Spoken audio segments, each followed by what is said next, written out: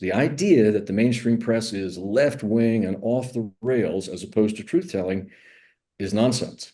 I could use a stronger word, but it's nonsense.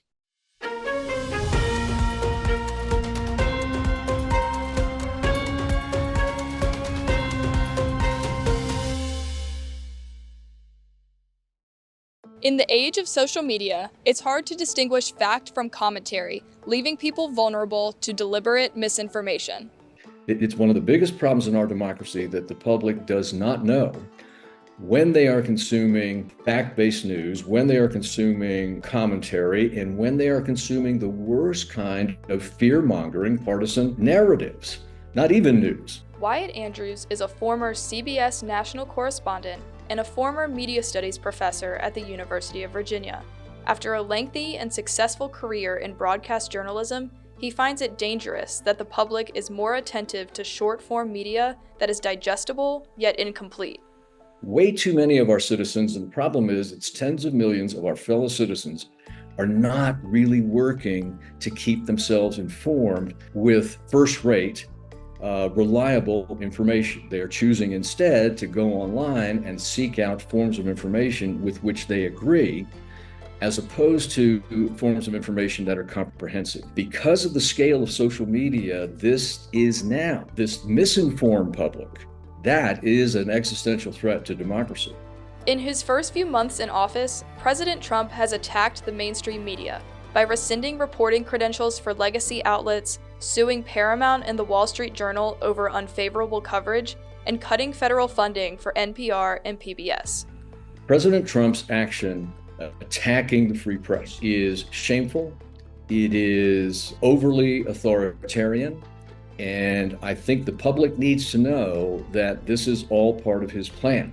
My former CBS colleague, Lesley Stahl, she's still at 60 Minutes, but Lesley Stahl once told me, and several of my classes at UVA, about meeting President Trump right after he was first elected back in 2016.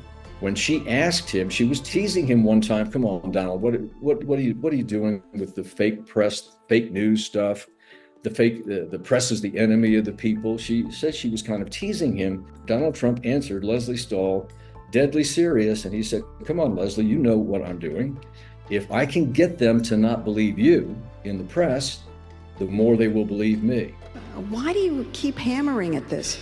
And he said, "You know why I do it? I do it to discredit you all and demean you all, so when you write negative stories about me, no one will believe you." It's kind of in the authoritarian playbook to attack the press. He's doing all of this on purpose. He might be mad at the press, but he doesn't think in his heart of hearts that all the news is fake or that the press is the enemy of the people. He thinks the free press is the enemy of his power. And it's extremely important for the public to understand that. Trump's calculated censorship of media outlets means people must ensure the news they consume is accurate. What would you say distinguishes a trustworthy source from one that's not? Much of the public is believing in these narrative-driven, fear-driven, hate-driven narratives in certain types of media, not because they are driven to that, but because they don't know the difference. Misinformation stories will, in many instances, not feature a single impacted citizen because this is pure commentary, pure nonsense, pure fear. And the reporter is posing as a reporter because, sadly, misinformation makes a lot of coin. I believe that at some point, the American public will rally and be in more of a mood to both demand and then become a customer of fact-based reporting. I'm praying, I'm hoping, and I'm trying to make myself optimistic that the public will wake up at one point and realize they're being poorly served by the online sources of information that they are largely choosing. Where can people find accurate information in the digital era? You know, it's not fashionable to say this, but I would urge everyone in your audience, and certainly our students, subscribe to a mainstream newspaper. Follow more of the people that you might be interested in the broadcast news divisions. I mean, that sounds biased on my part, and I'll own that. But It's important to remember that the business models of the mainstream papers that are trying to exist right now, chiefly New York Times, Washington Post, Wall Street Journal, there are several other really large, still good local papers around the country.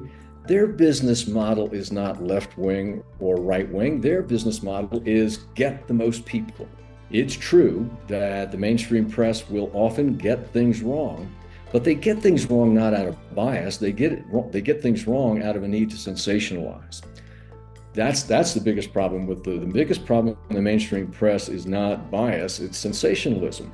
In the digital age of media, we must be able to sort through sensationalized content and keep ourselves factually and accurately informed. Stay tuned for the next edition of Is Real News Extinct? I'm Cameron Mottley, WUVA.